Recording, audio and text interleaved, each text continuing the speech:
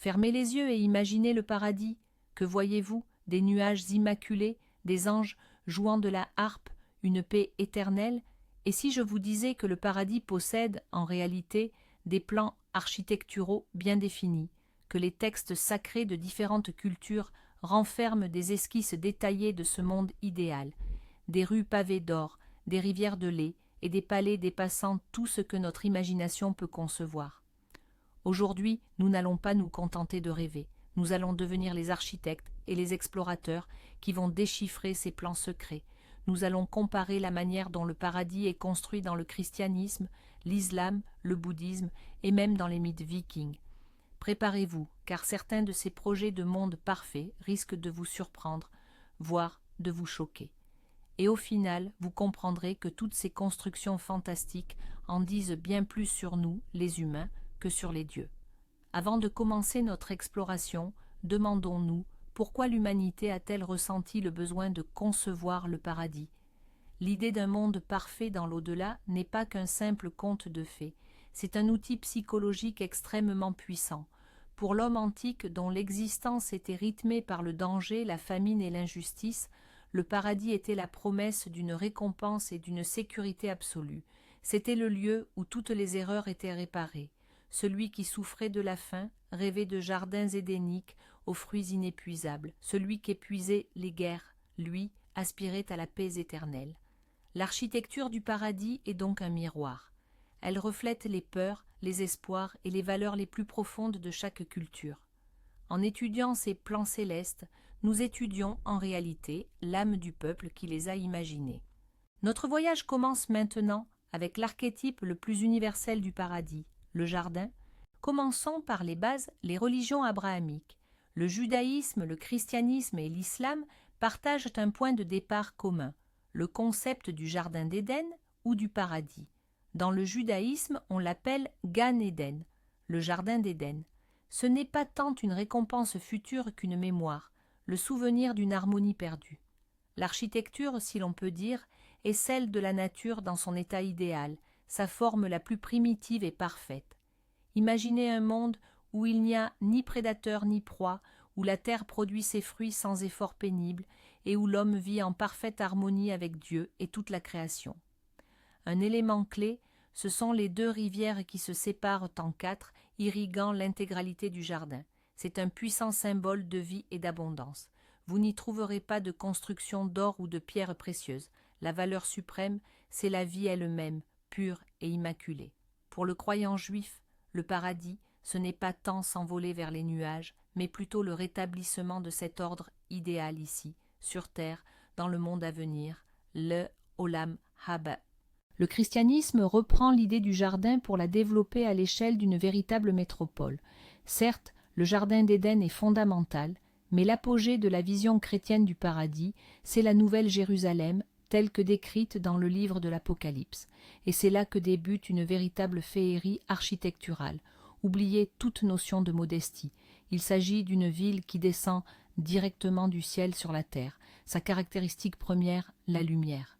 Cette cité n'a besoin ni du soleil, ni de la lune, car elle est éclairée par la gloire de Dieu elle-même. Imaginez une ville bâtie d'or pur, un or si immaculé qu'il en devient transparent, aussi clair que du cristal.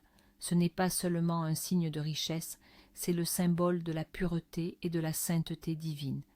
Les fondations de cette cité sont ornées de 12 pierres précieuses, allant du jaspe à l'améthyste, et la ville elle-même est protégée par une muraille massive. Cette architecture n'est pas seulement d'une beauté époustouflante, elle est la promesse d'une sécurité absolue et de l'éternité. La nouvelle Jérusalem, c'est le triomphe de l'ordre sur le chaos. Intéressons-nous de plus près aux détails de la nouvelle Jérusalem. Cette cité céleste est pourvue de 12 portes. Chacune d'elles est faite d'une seule, unique et gigantesque perle. Pouvez-vous imaginer cela ? Une seule perle, pas plusieurs. Sur chaque porte est inscrit le nom de l'une des 12 tribus d'Israël, ce qui symbolise l'unité de tous les croyants. La rivière de l'eau de la vie, limpide comme du cristal, traverse la cité, et sur ses rives s'épanouit l'arbre de vie. Contrairement au jardin d'Éden, où il était unique, ici il fructifie 12 fois par an, et ses feuilles sont destinés à la guérison des nations. Il n'y a aucun temple dans cette cité. C'est un détail saisissant. Le temple représentait le lieu de rencontre avec le divin, mais dans la Nouvelle Jérusalem, Dieu et l'agneau sont eux-mêmes le temple. Tout l'environnement urbain se transforme en un espace de communion directe avec le divin. C'est le point ultime où l'architecture et la théologie fusionnent parfaitement. Tournons-nous maintenant vers l'Est pour explorer la conception islamique du paradis, appelée Jannat, terme qui signifie littéralement « les jardins ». Si le paradis chrétien est imaginé comme une cité, le paradis islamique se présente comme un somptueux complexe de parcs étagés sur plusieurs niveaux. Le Jannaté n'est pas un jardin unique, mais une multitude d'espaces verts répartis sur des étages distincts, chacun surpassant le précédent en beauté. Plus on monte en niveau, plus on se rapproche du trône d'Allah. C'est une architecture de la hiérarchie et de la rétribution, où les justes reçoivent des demeures correspondant à la qualité de leurs actions sur terre. L'élément fondamental de ce paradis, c'est l'eau. Le Coran décrit inlassablement ces jardins au pied desquels coulent des fleuves. C'est une image d'une importance capitale, surtout pour une culture née dans le désert, là où l'eau est synonyme de vie et représente le bien suprême. Le Jannat est avant tout une expérience sensorielle complète. On y trouve non seulement des vues magnifiques, mais aussi l'arôme du musc, une ombre délicieuse et le murmure apaisant de l'eau. Dans les descriptions du Jannat, une attention toute particulière est portée aux fleuves. Il ne s'agit pas d'une simple eau. 4 types de fleuves coulent dans ce paradis islamique. Des fleuves d'eau pure qui ne s'altèrent jamais, des fleuves de lait dont le goût reste inchangé, des fleuves de vin qui procurent la félicité sans jamais enivrer, et des fleuves de miel purifiés et filtrés. Imaginez un paysage idéal, une scénographie où ces courants dessinent une incroyable fresque d'abondance et de pureté. C'est une architecture conçue pour répondre directement aux désirs humains fondamentaux, étancher la soif, satisfaire la faim et assouvir le plaisir. Mais le tout est présenté sous leur forme la plus parfaite et divine. Ces fleuves ne sont pas de simples éléments décoratifs, ils sont les symboles d'une bénédiction divine éternelle et immaculée, promise aux croyants. C'est la satisfaction totale de tous les sens, sans les conséquences négatives inhérentes au monde terrestre. Mais où résident donc les habitants de Jannat? Certainement pas à la Belle Étoile. Le Coran leur décrit des résidences somptueuses, de hauts palais ou encore des tentes faites de perles et de pierres précieuses. Les croyants s'y installeront sur des lits richement ornés, parés de soie et de brocart, dégustant des fruits du paradis qui se penchent spontanément vers eux. L'architecture met ici l'accent sur le confort absolu, la sérénité et la dignité. Imaginez plutôt des pavillons infinis, nichés dans des jardins ombragés, à l'abri des chaleurs accablantes comme du froid glacial. Tout a été conçu pour l'apaisement total et la jouissance parfaite. Détail crucial, dans ces palais, on ne trouve ni serrures ni murs au sens où nous les connaissons, car le paradis ignore la peur, l'envie ou l'hostilité. C'est un espace ouvert, profondément hospitalier, où tous les résidents sont frères et sœurs. C'est l'architecture de la confiance absolue et de la plénitude sociale. Maintenant, changeons radicalement de perspective pour nous pencher sur les religions dharmatiques, comme l'hindouisme et le bouddhisme. Ici, la notion de paradis se complexifie. Ce n'est plus nécessairement l'objectif ultime. Dans l'hindouisme, il existe plusieurs mondes célestes, appelés lokas. L'un des plus célèbres est Svarga, le royaume du dieu Indra. C'est un paradis temporaire, où les âmes séjournent en récompense de leurs bonnes actions. L'architecture de Svarga est décrite comme magnifique. On y trouve des jardins célestes, des palais où résident les dieux, ainsi que Kalpavriksha, l'arbre qui exauce les souhaits. C'est un lieu de délices, de musique et de danse. Mais le mot-clé ici est temporaire. Une fois que le stock de bon karma est épuisé, l'âme est contrainte de se réincarner sur terre. Par conséquent, Svarga, malgré toute sa splendeur, s'apparente davantage à un hôtel de luxe qu'à un foyer éternel. Le véritable objectif reste moksha, la libération ultime du cycle des réincarnations. Vaikunta est le paradis éternel réservé à ceux qui, dans l'hindouisme, et plus spécifiquement le vishnouisme, ont atteint le plus haut degré de réalisation spirituelle. C'est la résidence spirituelle du dieu Vishnu dont l'architecture transcende toute compréhension matérielle. On dit que tout, à Vaikunta, est doué de conscience et composé d'une énergie spirituelle pure. Les palais y sont faits de pierres philosophales et les jardins regorgent d'arbres qui exaucent tous les désirs. Les habitants de Vaikunta possèdent des corps similaires à celui de Vishnu lui-même, dotés de 4 bras. Leur existence est entièrement dédiée à un service d'amour éternel envers lui. La lumière de ce monde ne provient pas du soleil, mais de la splendeur de Vishnu et de ses propres résidents. Ce n'est pas un simple lieu de repos, mais un espace d'activité spirituelle intense et de béatitude éternelle. L'architecture de Vaikunta est la manifestation d'une harmonie absolue, exempte de la moindre trace de souffrance ou de limitation matérielle. Le concept de paradis est encore plus nuancé dans le bouddhisme. On y trouve la conception des terres pures. Il ne s'agit pas tout à fait du paradis tel que nous l'entendons en Occident, mais plutôt de mondes idéaux façonnés par des Bouddhas parvenus à l'éveil. La plus célèbre d'entre elles est Sukhavati, la terre pure du Bouddha Amitabha. On y accède moins par l'accumulation de bonnes actions que par la foi sincère et la simple répétition du nom d'Amitabha. L'architecture de Sukhavati est époustouflante.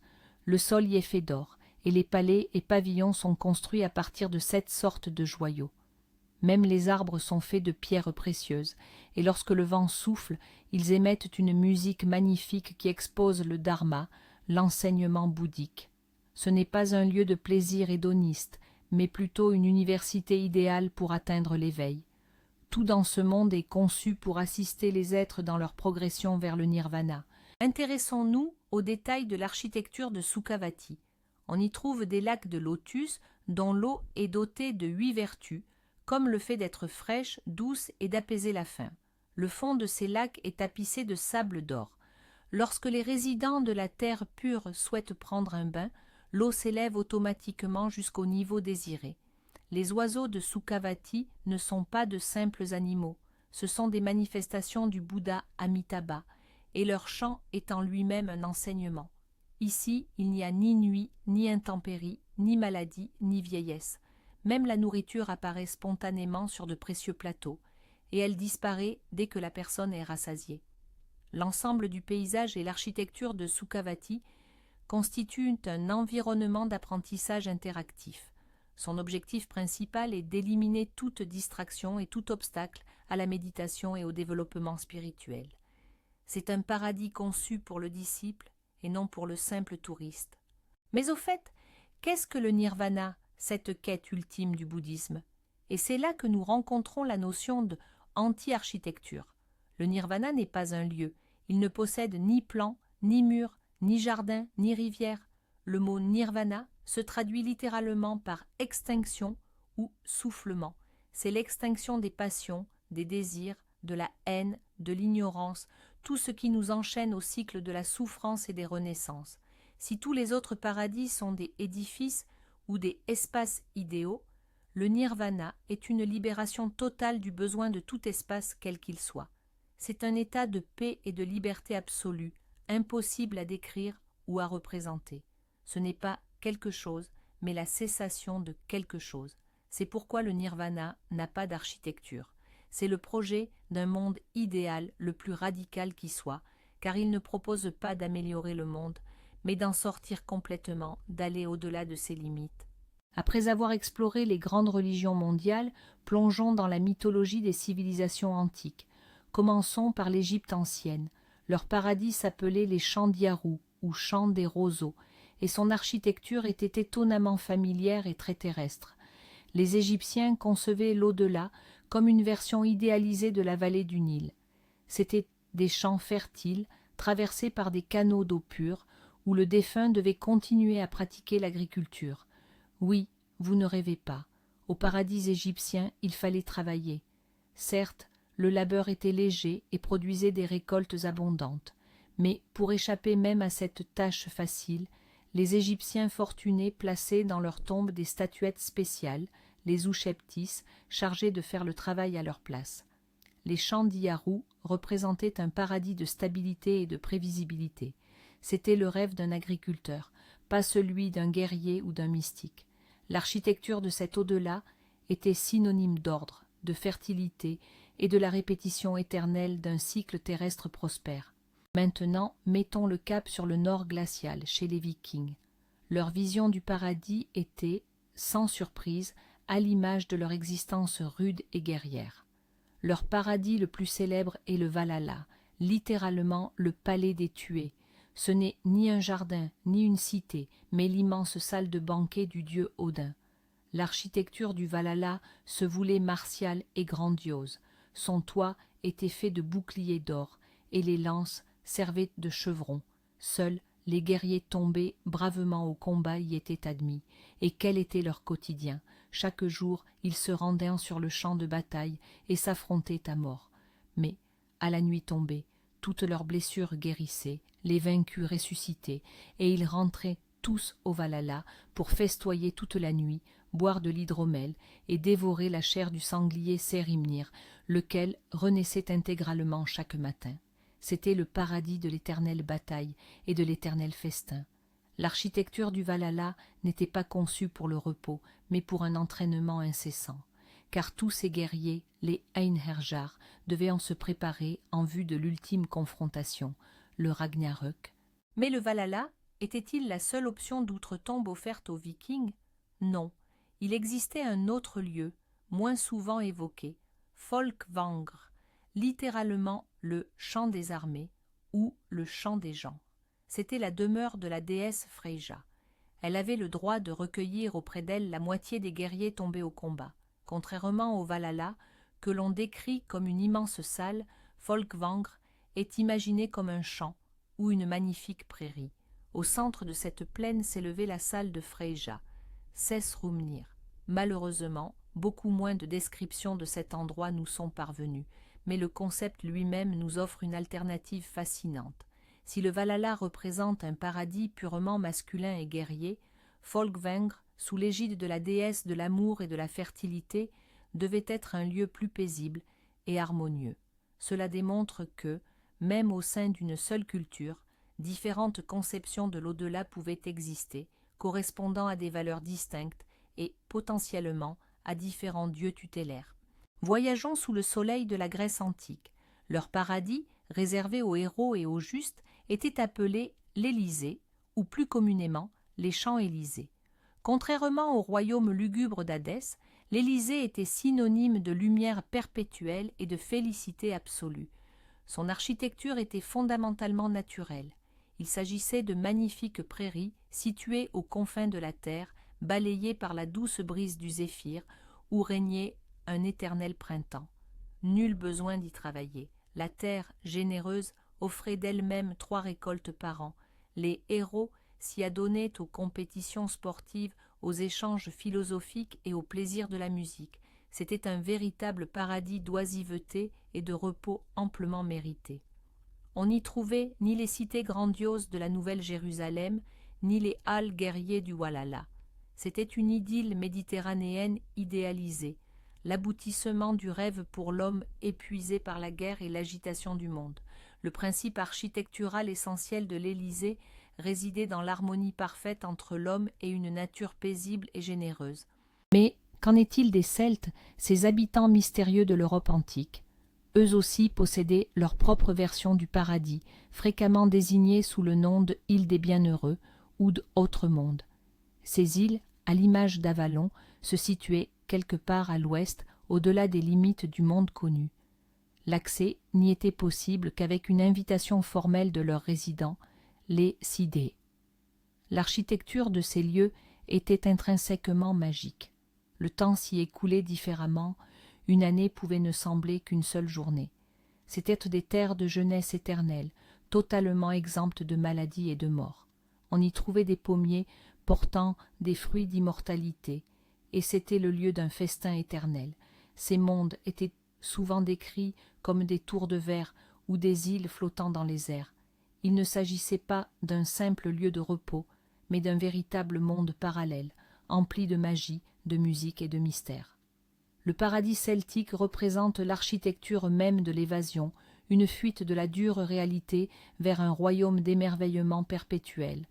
Revenons maintenant à l'une des plus anciennes visions du paradis, celle qui a marqué de nombreuses cultures ultérieures, la vision mésopotamienne. Dans la mythologie sumérienne, il existait un pays appelé Dilmun. C'était une terre pure, lumineuse et immaculée, où ni la maladie, ni la mort, ni la tristesse n'avaient leur place. Le lion n'y dévorait pas l'agneau, et le corbeau ne faisait pas entendre son cri sinistre. Cependant, cette terre idéale souffrait d'un problème majeur, l'absence totale d'eau douce. Le dieu Enki ordonna alors à Utu, le dieu du soleil, de faire jaillir l'eau du sous-sol, et Dilmun se transforma en un jardin divin, débordant d'arbres fruitiers. De nombreux chercheurs estiment que ce mythe de Dilmun est le véritable prototype du jardin d'Éden biblique. Son architecture est simple, il s'agit fondamentalement d'une oasis. Ici, le rêve du paradis est né de la dure réalité de la Mésopotamie aride, où l'eau et la verdure étaient considérées comme les richesses suprêmes. Mais qu'en est-il du paradis dans le zoroastrisme, cette religion parmi les plus anciennes du monde? Leur paradis s'appelle Garodmana, ce qui signifie littéralement la demeure des champs. C'est là que l'âme du juste parvient, après avoir franchi le pont de Tchemvat. L'architecture même de ce lieu est faite de lumière et de musique. On le décrit comme le royaume de la lumière infinie, où les âmes des vertueux jouissent d'une béatitude éternelle, chantant les louanges d'Ahura Mazda, leur dieu suprême. Ce qui est fascinant, c'est que le zoroastrisme prévoit plusieurs niveaux de paradis alignés sur les 3 vertus cardinales, les bonnes pensées, les bonnes paroles et les bonnes actions. Plus la vie menée était vertueuse, plus haut était le niveau de paradis atteint. La demeure des champs n'est pas un lieu physique, rempli de palais et de jardins, mais plutôt un état de fusion totale avec la lumière et l'harmonie divine. C'est une véritable architecture bâtie, non pas de pierre, mais de son et de lumière. Fait intéressant, l'aspiration à concevoir le paradis n'a absolument pas disparu de nos jours. Elle a simplement revêtu des formes laïques et non religieuses. Regardez la science-fiction, elle regorge de mondes utopiques où la technologie a terrassé la maladie, le vieillissement et même la mort. Des réalités virtuelles où il est possible de télécharger sa conscience pour vivre éternellement, à l'image du célèbre épisode de Black Mirror, San Junipero. Ce sont là les versions contemporaines du paradis. Leur architecture se compose de cités épurées et minimalistes, de cyberespaces ou parfois même de planètes entièrement artificielles. Et, tout comme avant, ces concepts reflètent nos valeurs contemporaines, la soif de progrès technologique, la liberté individuelle et surtout l'immortalité obtenue par les données plutôt que par l'âme. Cela prouve que ce désir humain fondamental de concevoir l'utopie n'a pas disparu. Il a simplement changé de dialecte, passant du théologique au technologique. Alors, qu'est-ce qui unit tous ces projets architecturaux à première vue si fondamentalement différents, des cités d'or, des jardins éternels, des salles de festin et même des mondes virtuels? Malgré leur dissemblance, chacun repose sur la même fondation essentielle. C'est le rêve d'un monde libéré de la douleur, de la peur et de l'injustice. C'est l'aspiration à l'abondance là où régnait le besoin, à la paix là où sévissait le conflit, à l'éternité là où la mort faisait loi. L'architecture du paradis est, fondamentalement, l'architecture de l'espoir. Chaque peuple a façonné son monde idéal à partir des matériaux qui lui faisaient le plus cruellement défaut dans la vie terrestre. Les guerriers rêvaient de gloire impérissable, les agriculteurs de récoltes éternelles et les philosophes de vérité absolue. En étudiant ces plans célestes, nous ne voyons pas de simples chimères, mais l'essence même de l'esprit humain, qui a toujours cherché à bâtir un monde meilleur, ne serait-ce que dans ses songes. Nous venons d'achever un voyage extraordinaire. Nous avons découvert que le paradis n'est pas seulement fait de nuages et d'anges. Ce sont des projets architecturaux complexes qui reflètent l'âme de civilisations entières.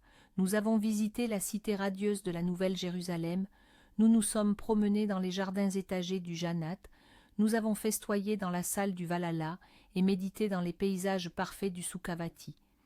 Mais la conclusion la plus importante, la véritable révélation, réside dans le fait que toutes ces représentations, du jardin à la cité, de la salle des fêtes à l'état d'extinction des désirs, ne parlent pas tant de ce qui nous attend après la vie que de ce qui nous manque cruellement dans la vie. C'est le rêve humain universel de justice, d'abondance et de sécurité. Merci d'avoir regardé cette vidéo jusqu'au bout. Si vous avez trouvé intéressant de jeter un œil à ces plans célestes, n'oubliez pas de mettre un like et de vous abonner à la chaîne pour ne manquer aucune de nos nouvelles explorations. Maintenant, voici la question principale. Si vous étiez l'architecte de votre propre paradis, à quoi ressemblerait-il? Décrivez-le dans les commentaires. Ensemble, recueillons une collection des mondes idéaux les plus incroyables.